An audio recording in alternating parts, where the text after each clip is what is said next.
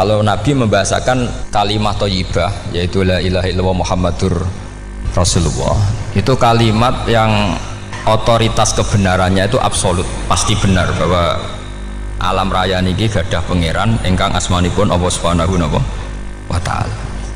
Tapi pengamalan niku, pengamalan la ilaha illallah itu harus ditalkin, diajarkan oleh orang yang spesialis ya, orang yang benar-benar mempunyai maslak. Maslak itu cara sampai kepada Rasulullah Shallallahu Alaihi Wasallam. Kalau tersemut ketika Mbah Mun sering ngendikan ihdinas siratal mustaqim siratal ladzina an'amta 'alaihim. Terus uniknya di surat Fatihah itu, ya Allah tunjukkan kami ke jalan yang benar. Itu bukan sirotoka jalan jenengan, tapi siratal ladzina an'amta 'alaihim. Saya masih ingat betul ketika Mbah Mun ngendikan Allah itu mboten saged ditiru. Wong Allah mboten dahar, mboten ngombe, mboten tidur. Sing saged ditiru niku nggih padha-padha manusa, sehingga disebut ihdinas siratal mustaqim siratal ladzina. Maka dalam disiplin ilmu sanad itu sampai ada kalimat ekstrim, man ta'allama bila syekhin fasyekhuhu setan. Itu tidak main-main ya. Artinya ketika orang lain menuduh dunia kiai katanya terlalu kayak kerajaan kecil, santri tidak pernah ngeritik, itu keliru. Sebetulnya memang aturan ilmu itu diantaranya untuk ilmu agama itu harus pakai apa? Sanad.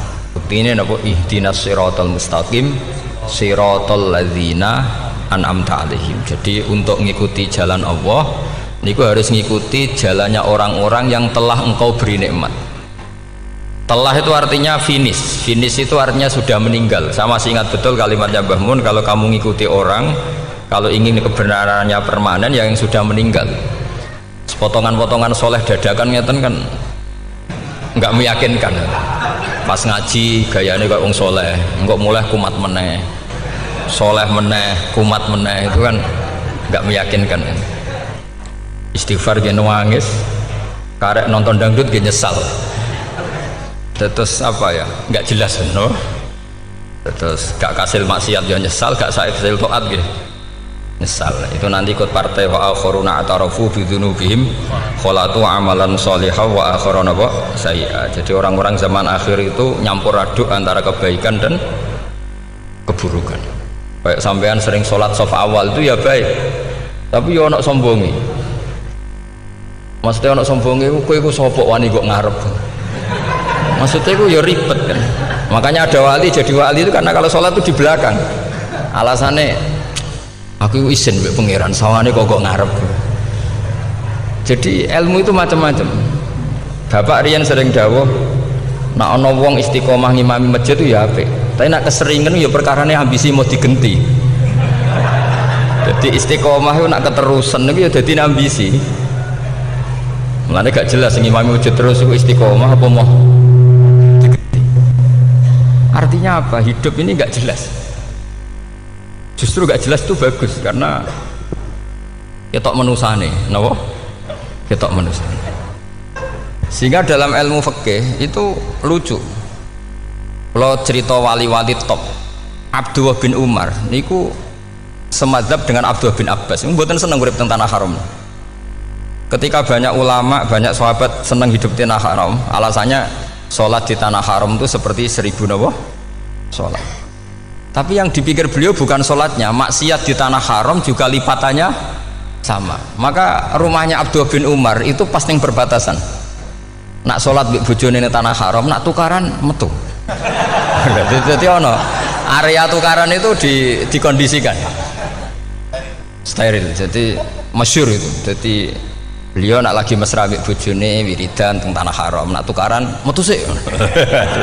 Baru tukaran secara meyakinkan karena sehingga kita di Indonesia sebenarnya punya sisi yang luar biasa karena kita tidak maksiat di tanah haram. Jadi bisa saja kita ini orang keren karena tidak pernah maksiat di tanah haram. Apa nasi ratau kaji ratau umroh tambah keren karena nggak pernah maksiat di. Karena banyak juga orang yang nangis di Masjid Haram jebule ngenes, samunaki sing elek bojoku tok. Rawong Turki wayu, wong Pakistan wayu. Bareng roh bojone wae elek wireng pesek. Terus nangis, ya Allah, sakmono iki sing elek kok bojo budal. Nah, berhubung wae haji dikira itu religius, napa? Akhirnya sing wedok gak terima. Sakmono iki ganteng kabeh sing elek kowe tok. Makanya di haji itu pangeran nyindir faman faradha fihinnal hajja fala rafatha wala fusuqa wala jidala bil hajj. Itu pakai fi ku ing dalem. Jadi potensi maksiat kalau kaji itu fi. Justru pas haji itu pas potensi maksiat. Wong teng kene matof niku nggon tawaf niku wis masyaallah wong ayu ki pirang-pirang, wong ganteng ki pirang-pirang. Terus mari geger mergo rebutan ngambung hajar macam-macam. Jadi kula suwun ijtihad, dia napa ijtihad itu harus kita dengar. Jadi di antara mazhabnya ulama termasuk Abdul bin Abbas itu nempat di Taif. Taif itu dari Mekah 3 jam. Alasannya nggak ingin kalau terjadi apa-apa di tanah napa haram. Kita tahu Ibnu Abbas itu mengalami konflik politik dengan Abdullah bin Zubair. Itu ekstrim betul konflik dua beliau. Akhirnya beliau milih ya di tanah haram, wis tukaran-tukaran lah nak ning tanah haram. Maksudnya gremeng, mboten tukaran bacaan, gremeng lah, gremeng sithik nak ning masjid haram. Artinya jangan kira orang di Indonesia terus ndak hebat, ya hebat, punya sisi nggak maksiat di tanah haram. Ya misalnya sholat kok ngarep nang masjid haram, jebule salate ya Allah sini wong. Wis kok ngarep paling afdol, jebule paling keliru coba. Mulai takbir yo keliru plus seudon. Haji Indonesia nu nak sofa walu niate rada elek. Sudah sih maca bismillah ta ora tau tak go ngarep gitu. Ngono kalau yang kesekian kali ditanya gitu. Dadi niate go ngarep kepen ngetes sudah sih maca bismillah ta ora. Lho ngaku ape salat apa ape seudon. Bantah-bantahan. Aku krungu dhewe tau kok ngarep pancen ra maca. Sing kok guri ora maca tapi lonton ora caku kok ngarep ya kepen krungu nyatane ora. Jadi kok ngarep. Terus kedua niate iku balapan ngambung Hajar Aswad. Jadi sholatnya kok ngarep. Sekali salam langsung melayu ngambung Hajar Aswad. Ibu niat apa niat elek ra roh, tapi tidak semua yang di sofa wal itu niatnya baik. Tapi niat tidak baik itu kadang baik. Itu saking apiane pangeran. Kalau kenangan cerita dari Mbah Mun yang paling saya kenang itu gini. Dulu ono santri nakal. Ya jadi ora dulu tok saiki luwih akeh, tapi sawangannya cerita kan kudu dulu karena sejarah itu syaratnya harus diomongkan dulu. Jadi aku rada kecewa mbek sejarah itu. Dulu ono santri nakal, saiki luwih akeh.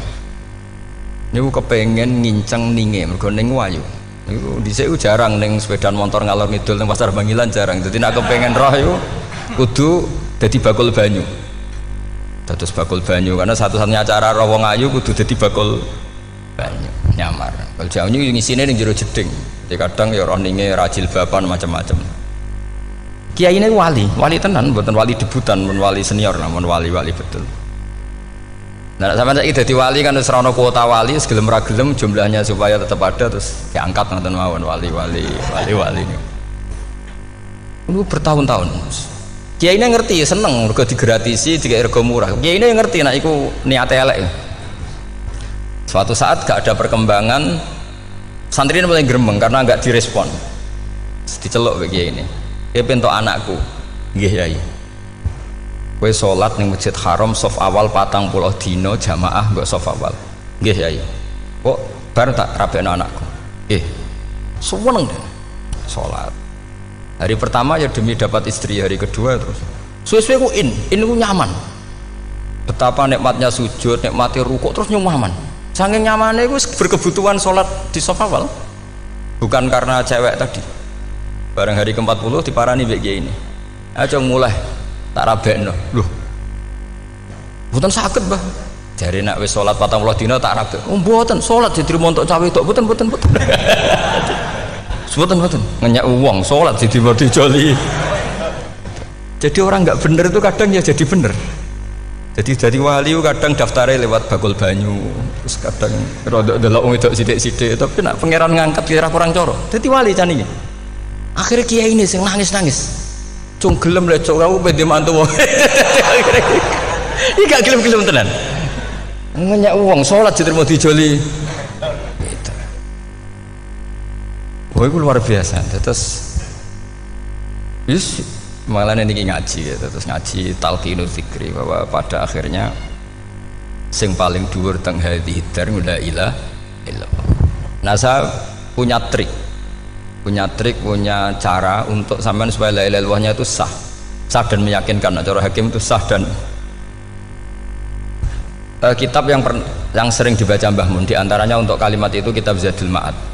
Iku nak nerangno la ilaha illallah niku luar biasa. Itu kitab kesayangannya Sayyid Abdul Al-Haddad. Beliau ngendikan di antara kitab kesukaan beliau selain Ihya itu kitab Zadul Ma'ad. Itu beliau kalau ngendikan bihadil kalimah ussisatis samawati wal ardu. Jadi langit bumi dibikin. Jadi beliau mulai berpikir pertama gini, surga dibikin dengan segala kemewahannya itu bagi yang tasdek liman saddaqa bila ilaha illallah wa liman amana bila ilaha illallah. Neraka yang dibikin sebegitu ekstrim sampai anak wong dicemplungno ngenteni 70 tahun lagi ceblok. Wah, itu ora kebayang carane gawe. Entakno bego kan itu. Jadi barang nak diceblokno ning neraka itu cebloke tok ngisor ngenteni pinten? 70 tahun. Makanya kemungkinan keluar dari neraka itu kecil. Nah, agak untuk syafaat itu kecil. Wong wis ora iso kebayang kan? Itu pun diciptakan untuk yang menolak dalil. Jadi surga dibikin ya lihadil kalimah, neraka dibikin juga lihadil kalimah. Jadi hadil kalimah itu mizan, ini ukuran. Yang nerima masuk surga, yang menolak masuk neraka.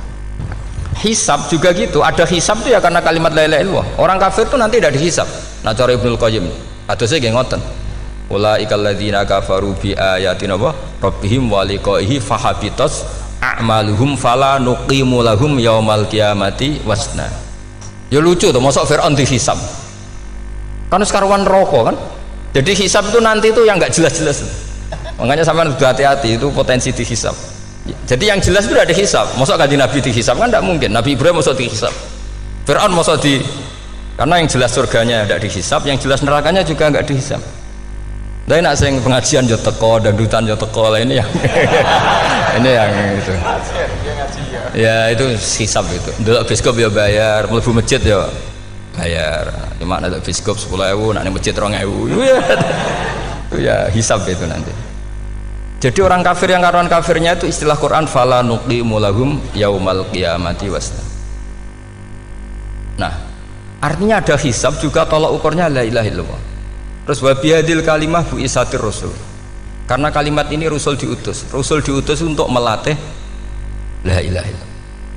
Jadi kalimat ini luar biasa. Tapi setelah jadi tahlil terus yang mau coba ngantuk terus jumlahnya kakean kan, terus akhirnya gak sakral. Akhirnya la ilaha dikomentari suwi temen.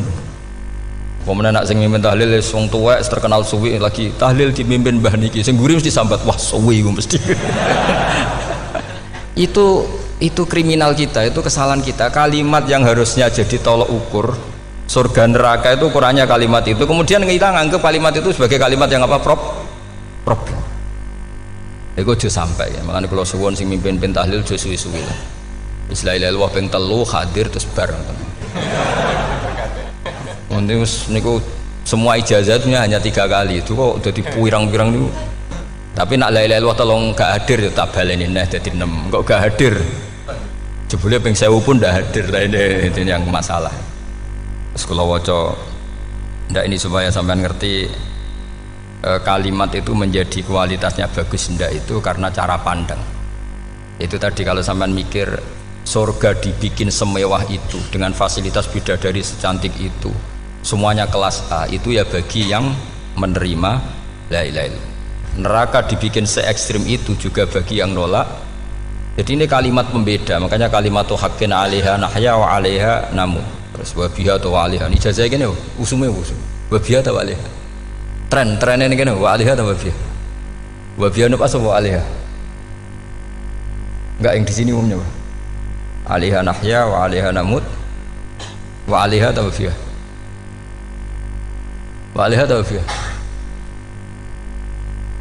oh berarti orang jelas prinsipnya, gak jelas. Jadi kalau suwon Mbah Mun sepuh-sepuh niku fi akhiri hayati nu sering maos talqinu zikri, karena memang beliau ingin di akhir hayatnya juga kita semua nanti di akhir hayatnya semuanya min ahli la ilaha illallah Muhammadur Rasul. Dan itu dimulai dari sesuatu yang sangat-sangat ilmiah, yaitu tadi dimulai kenapa surga dibikin untuk sing iman la ilaha illallah, kenapa neraka dibikin untuk yang menolak la ilaha illallah. Kemudian Rasul diutus untuk melatih la ilaha illallah. Nanti ada azab ya karena menolak la ilaha illallah, ada maghfirah karena yang terima la ilaha illallah.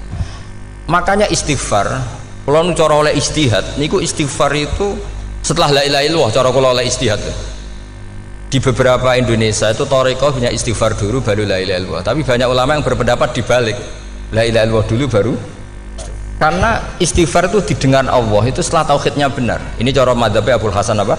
Asyadili, yaitu fa'lam annahu la ilaha illallah baru wastaghfir li dzambika ai li hadil kalimah, karena orang bisa dimaafkan itu berdasar kalimat la ilaha illallah. Misalnya begini ya, orang kafir itu kafir terus sampai 70 tahun, sekali melafatkan la ilaha illallah itu yughfar lahum ma qad salaf. Jadi kullil ladzina kafaru iyantahu yughfar lahum ma qad salaf. Artinya orang kafir itu belum pernah tahlil, belum pernah istighosahan, ya belum pernah istighfar, tapi sekali melafatkan la ilaha illallah secara sah langsung yughfar lahum ma qad salaf. Berarti dulu mana la ilaha illallah sama istighfar untuk kepentingan dimaafkan Allah? La ilaha illallah cara madzhab Abul Hasan Asyadili, karena alasannya wong kafir sing kafir wae tanpa istighfar, asal kalimat la ilaha illallah benar langsung yughfar lahum ma qad salaf. Jadi cara pikirannya Abul Hasan Asyadili itu la ilaha illallah yang benar dan kamu baru istighfar, nanti insya Allah pasti dimaafkan bihaqi la ilaha illallah. Jadi fa'lam annahu la ilaha illallah baru wastaghfir li dzambika bihadil kalimah, karena sahnya istighfar setelah kalimat ini sah. Itu orang kafir yang kafir berpuluh-puluh tahun itu langsung diberi bonus sama Allah yughfar lahum ma qad salaf. Nah, ukuran iyan tahu pakai apa coba? Hei para wong kafir, nak kowe mendo sangka kekafiran, ukurannya pakai apa? La ilaha illallah. Sekali la ilaha illallah benar langsung yughfar lahum ma qad salaf. Makanya ketikane ya Ja'far Shadiq, Sayyid Ja'far Shadiq, beberapa lama arja ayatin fil Quran adalah qulil ladzina kafaru iyantahu yughfar lahum ma qad salaf. Dikamane kan abet sesuk malaikat, "Lha wong kafir 70 tahun Gusti. Mau celek lu pisan langsung jenengan sepuro. Mosok kula imam tahlil mboten jenengan sepuro." Ya tapi maksudnya nak malaikat, tapi kowe golek wajib lha iku semari perkara iku. Mulai masalah kan. Bangsa ora ikhlas iku mulai masalah. Nak sing guri malah meneh, tapi kowe ngocelek lu ambek gremeng. Mergo kesuwen. Dan nak kesuwen wong gremeng sing dosa sing tahlil apa sing gremeng? Sing tahlil ya melok dosa mergo kesuwen, sing gremeng dosa wong kalimat thayyibah kok digremengi. Nah, terusno sing ngundang ya melok dosa pisan, ribet kan? Ya ora ono fikih ngono ya ora ono. Maksudnya kula cerita daripada rawan dosa ya mendingan la ilaha illallah sing ora gremeng. Carane piye? Sing mimpin ya sing fasih sing cepet. Yen insyaallah. Oh teng desa kula anggere muni tahlil ben Gus Bak suweneng kabeh, mesti cepet, dijamin mesti cepet. Kalau sering ngomong, aku cepet lah luwih mandi sing suwi. Mergo suwi mari dosa gremeng lho, perkara nah kiai-kiai kan do sungkan mek kula. Nah teng adat masyarakat kan nggih sampai Gus sampai anak kiai kan sungkan, dadi kiai-kiai sing tua-tua akhirnya melok cepet. Dan ini harus dielmoni. Saya ulang lagi ya. Sebetulnya dalam thariqah Syadziliyah itu la ilaha illallah dulu baru istighfar. Alasannya apa? Sikhatul istighfar itu ba'da sikhati la ilaha illallah. Jadi dia bawa ke qulil ladzina kafaru iyantahu yughfar lahum ma qad salaf. Saiki intiha anil kufri, berhenti kekafiran dengan kalimat apa? La ilaha illallah. Itu langsung yughfar lahum ma qad salaf. Dan Allah ngendikan fa'lam annahu la ilaha illallah baru wastaghfir lidzam ai bihadil kalimah. Artinya gini, bisa saja istighfar kita itu tidak didengar Allah karena tauhid kita tidak pernah benar. Mau ngelafat notok tapi tauhidnya tidak benar. Maka terus dibutuhkan latihan-latihan dari ahlul ilmi, misalnya kayak Imam Sanusi, kayak Imam Asy'ari. Itu pelatihan-pelatihan la ilaha illallah dengan pemaknaan yang luar biasa. Misalnya begini, ambil saja la ilaha illallah itu dengan makna seperti ini. Tidak ada sesuatu yang maujud kecuali disebabkan oleh yang super maujud. Alam raya ini, langit bumi ini kadung berstatus maujud. Kan nggak mungkin yang maujud diciptakan yang tiada. Nak ngono mau hadhil maujudat khalaqaha wajibul wujud. Lah wajibul wujud ini yang bernama Allah Subhanahu wa ta'ala. Maka kualitas Anda iman tuh lebih tinggi. Selama ini kan enggak orang no pangeran kecuali Allah. Terus Allah itu yang siapa? Ya Allah yang siapa itu harus kamu berani mensifati. Allah belum pernah menceritakan dirinya di Quran kecuali beliau dia mensifati zatnya. Saya adalah sing khalaqas samawati wal arda misalnya. Saya adalah zat yang begini. Karena itu dengan cara itu bisa dikenali. Ya, dengan cara itu bisa dikenali. Makanya Allah itu harus kita kenali, yaitu lewat ma'rifatullah. Ibadah tertinggi adalah ma'rifatullah. Ya caranya ma'rifat tadi dimulai. Gak mungkin alam raya ini kemudian diciptakan oleh al-adam, sesuatu yang tidak ada. Pasti yang namanya maujudat diciptakan yang maujud. Karena maujud ini maujud pencipta harus super. Lah super itu bahasa Arabnya wajibul wujud. Karena pencipta harus awal. Gak mungkin Fir'aun itu Tuhan lahirnya di bumi, berarti dulu buminya ketimbang Fir'aunnya. Tuhan-Tuhan yang lain juga begitu, masa dulu buminya ketimbang Tuhannya. Makanya Allah pasti Tuhan betul karena bersifat awal, bersifat qadim. Nah kalau kamu mulai latihan gitu, iman kamu itu bil bayyinah. Dan syaratnya iman yang benar adalah bil bayyinah. Bayyinah itu jelas welo-welo. Makanya semua nabi memaklumatkan diri, qul inni ala bayyinatim mir rabbi. Lam yakunil ladzina kafaru min ahlil kitab wal musyrikin munfakina hatta ta'tiyahumul bayyinah. Jadi kamu harus punya otoritatif kebenaran sing sampai welo-welo. Welo-welo itu layak balus syakka wal irtiyab, sudah agak bisa ragu lagi. Nah saya khawatir kalau kita sudah tidak ngaji seperti ini, la ilaha illallah itu mau rutinitas. Pemenang nak kasiat ribet mana kan? Nak diwaca 1000 kasiat ini, nak diwaca 2000 kasiat, wah itu ngawur lagi.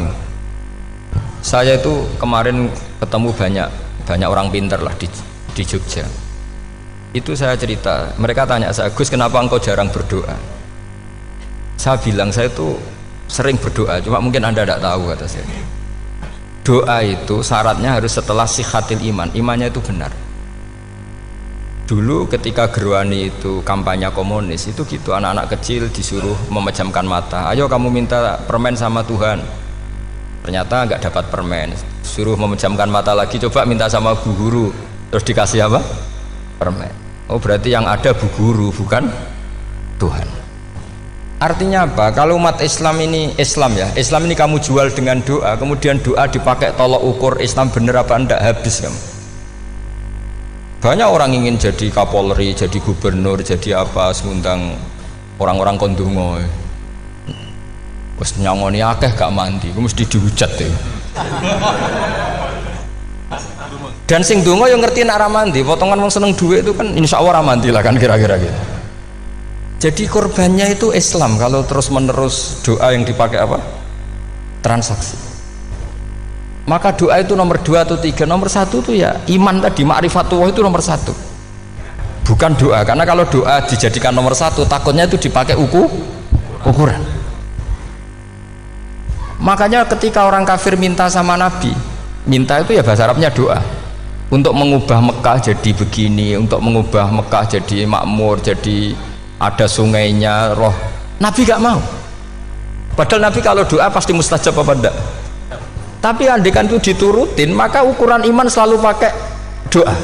Dan itu bahaya jangka panjang, karena Nabi pirsa pengganti beliau-beliau kamu-kamu yang nanti doanya tidak mandi, itu bahaya, itu tidak prospek cara hitung-hitungan. Iya nak zaman Nabi donga mesti mati. Nak ketika era sampean dia nak kiai tenan Pak, kalau donga ana sugih, nak ora sugih kira kiai kan ribet. Mungkin dhewe kiai ora sugih kan ribet kan. Maka kita sebagai ulama itu punya hitung-hitungan. Nah beda dengan pakai ma'rifatullah. Misalnya begini, ini contoh paling gampang. Orang kafir itu dulu ngukur kebenaran Muhammad, mereka tentu manggilnya Muhammad. Muhammad, kalau kamu mengklaim bahwa orang mati bisa hidup lagi, coba mbah-mbah kamu yang sudah mati bangunkan. Kalau bisa berarti kamu benar, kalau ndak ya ndak. Pertanyaannya itu yang faktu bi abaina in kuntum apa? Sodikin. Pertanyaannya, ngukur kebenaran dengan cara itu yang bikin standar siapa? Nah, Nabi itu sempat terdesak karena itu dipakai ukuran. Tapi kalau pakai ilmu mantek, jawabannya lebih gampang. ngukur kebenaran dengan cara itu versi siapa? Versi saya. Kamu benar itu kalau bisa membangkitkan orang mati. Terus jari Nabi, ya kalau versi kamu ya kamu yang membangkitkan, nanti ditanya bareng-bareng. Loh ini kan kita seperti itu kan, kita sering. Artinya apa? Islam ini yang bisa mengawal hanya ilmu. Doa itu nomor 2, yang bisa mengawal Islam hanya fa'lam, harus ilmu annahu la ilaha illallah.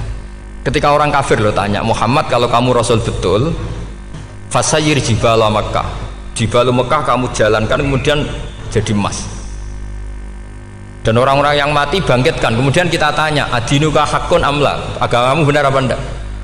Nabi andikan minta kira-kira dituruti Allah apa enggak? Pasti dituruti. Tapi masalahnya, masa menunggu itu? Masa Allah menjadi Tuhan nunggu itu? Allah selalu Tuhan baik orang percaya atau tidak. Makanya Allah tidak mau nuruti, karena itu jadi problem jangka panjang. Iya kalau Nabi mustajab doanya, terus era umatnya seperti ini, sing kiai ini bedino dalail ora mesti mandi dongane.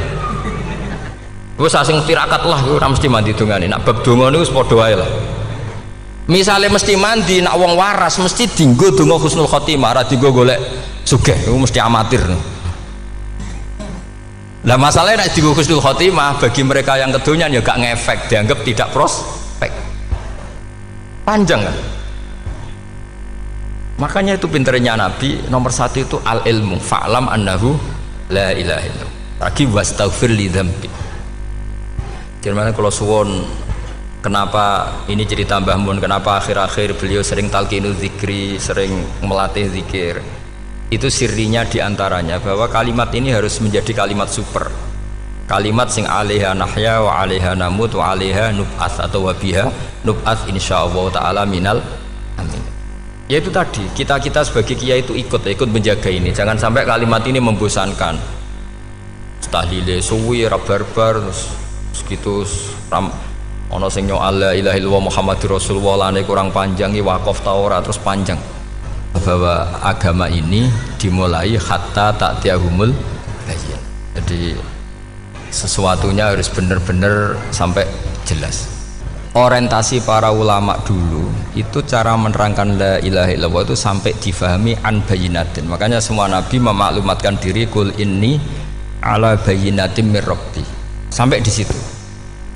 Dan semua cerita-cerita di tafsir Jalalain di apa-apa itu ukuran kebenaran itu lam yakunil ladzina kafaru min ahlil kitab wal musyrikin namun fakina hatta ta'tiyahumul bayyinah.